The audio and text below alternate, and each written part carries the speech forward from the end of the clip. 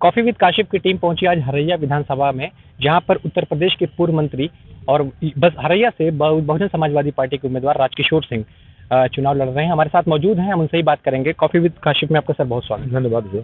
Sir, इस बार लड़ाई किससे मान रहे हैं? देखिए, हमारे यहाँ कोई लड़ाई है ही नहीं। आप देखे होंगे, क्षेत्र में घूमे होंगे, जिसके पक्ष में 87% लोग कहें कि तमाम सर्वे रिपोर्ट में कि मंत्री जी को हम वोट करेंगे, और बहुत बड़ी गलती हमसे हुई है। तो वहाँ लड़ाई तो किसी की है ही नहीं। वहाँ से बहुजन समाज पार्टी बड़े पैमाने पर जीतेगी, और पूरे जनपद को पे लहर चल रही है। अब पूरे जनपद की 5 सीटें हम जीतेंगे। सर, वहाँ जो क्षेत्रीय विधायक हैं वो तमाम बातें कर रहे हैं कि उन्होंने बहुत विकास किया है। क्या लगता है कितना विकास हुआ, क्या चीज़ें बची रही? देखिए, उनको पूरी हरैया ये समझ गई है, और एकदम हमको लगता है जैसे ये घोषित कर दिया जाता है कि कोई न वसूल है, न सिद्धांत है, न कोई काम है, केवल चिल्लाना, लोगों से लड़ना, झगड़ा करना, बस यही उनका काम है। बाकी वो कुछ कर नहीं सकते। सर, 15 साल आपने जो है प्रतिनिधित्व किया हरैया का, कैबिनेट मिनिस्टर भी आप रहे हैं यूपी सरकार में 3-3 मरतबा। उस दौरान आपने हरैया को क्या दिया? देखिए, हरैया को हमने बड़े पैमाने पर रोजगार दिया। हरैया सबसे उजड़ी विधानसभा उस समय शहर से दूर के नाते, और इंटीरियर बाढ़ का भी प्रकोप रहता था वहाँ। सड़कों का कोई बहुत अभाव था। किसान बहुत बुरी तरीके से वहाँ नुकसान में डिफरेंट में जाता था बाढ़ के नाते। आज हरैया के चारों तरफ से बांस, सड़कों का जाल, वहाँ पुलों का जाल, कोई पुल नहीं था। तमाम छोटी छोटी नदियां हैं, पुलों का जाल। इंटीरियर के इलाकों को भी हमने शहर की तरीके से वहाँ बना दिया, और किसानों को बड़े पैमाने पर तरक्की भी कराया। सर, पहली बार जब आप चुनाव लड़े थे 2002 में, बहुजन समाजवादी पार्टी के साथ आप लड़े थे, फिर 2022 से बहुजन समाजवादी पार्टी के साथ। 2002 और 2020 में बसपा का ग्राफ क्या देख रहे हैं? देखिए, बसपा का ग्राफ तो कभी गिरा नहीं। बसपा का वोट परसेंटेज लगातार बढ़ता जा रहा है, किसी चुनाव में गिरा नहीं। एक सलूफा ऐसा था, उस सलूफे में चाहे बसपा हो चाहे कोई भी हो, सीटें लोग कम पाए, लेकिन वोट परसेंटेज सबके गिरे, लेकिन बसपा का वोट परसेंटेज बढ़ा। तो बसपा इस बार, क्योंकि इसके पहले आप देखे होंगे समाजवादी पार्टी को देखी, फिर अब की भाजपा को देख रही है जनता। अब जनता ये देख रही है कि बहन जी को लाया जाए तो देखिए, क्योंकि इनका कार्यकाल जो था उसमें बहुत बड़े पैमाने पे ऐसे नौजवानों को रोजगार मिला जिनकी उम्र खत्म हो रही थी। सफाई कर्मी के रूप में लाखों नौजवान नौकरियां पाए। बैकलॉग खोल करके इन्होंने बड़े पैमाने पे नियुक्ति किया। उन लोगों को की नियुक्ति हुई जो जानते टैलेंटेड थे, बहुत नॉलेज था, लेकिन उनके लिए हुनर दिखाने का कहीं मौका नहीं मिल रहा था, तो बहन जी ने मौका दिया। तो वो इस बार भी उन्होंने घोषणा किया है कि हम किसानों का आय दोगुना करेंगे, और नौजवानों को रोजगार के रूप में बड़े पैमाने पर सौगात दूंगी। कानून व्यवस्था भी बहुत बड़ा मुद्दा देखने को मिलता है उत्तर प्रदेश में। बहुजन समाजवादी पार्टी की सरकार में भी अगर देखा जाए तो दोनों को अगर कंपेयर किया जाए तो क्या लगता है कौन बेहतर? आप देखते रहे होंगे, बहन जी की गवर्नमेंट बनते ही गुंडा माफिया सब प्रदेश छोड़ के भाग जाते हैं। जहाँ जरूरत ही नहीं पड़ती कि उनका काउंटर करें, उनको ये करें, वो अपने आप सफाया हो जाता है उनका, वो भगदड़ मच जाती है।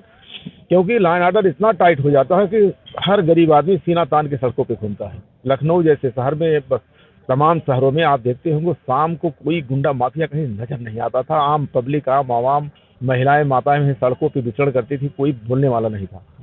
लेकिन और गवर्नमेंट आती है तो एक दहशत ये पैदा करते हैं। काउंटर करा देने से केवल लॉ एंड ऑर्डर नहीं शुद्ध होगा। लॉ एंड ऑर्डर शुद्ध करने के लिए रोजगार की व्यवस्था चाहिए। लॉ एंड ऑर्डर चुस्त करने के लिए किसान को समृद्धि चाहिए, और आम आवाम को लगे कि हम एकदम खुशहाल है, हमारे ऊपर कोई खतरे नहीं है।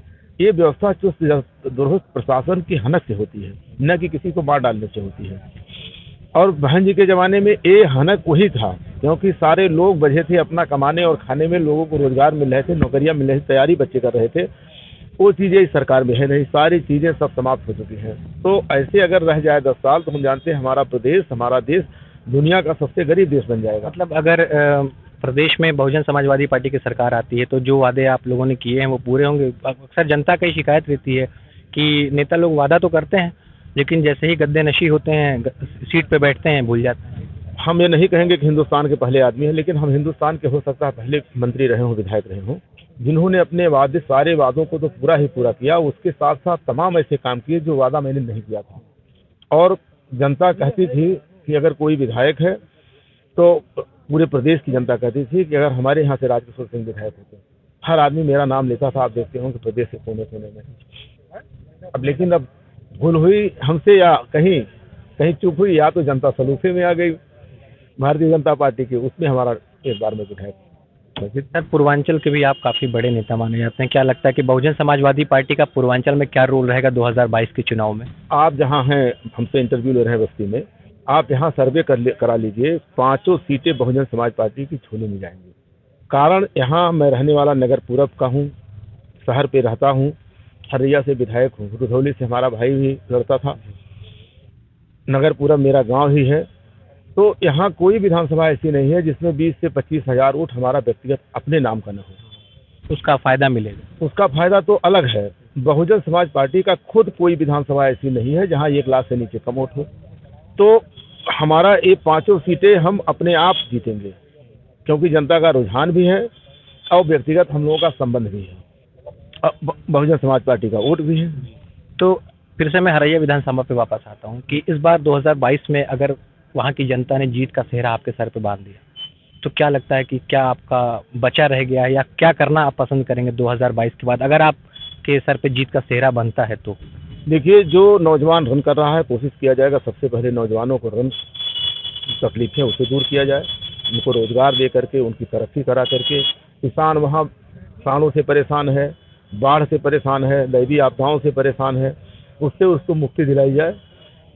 और हरैया को कोई इस तरीके की व्यवस्था हरैया में करने का प्रयास करूंगा जिससे जो पढ़े लिखे लोग नहीं हैं, जो ऐसे लोग हैं, उनके लिए भी कोई संसाधन ऐसा हो जिससे उनको भी रोजगार मिले, जिससे उनकी तरक्की हो।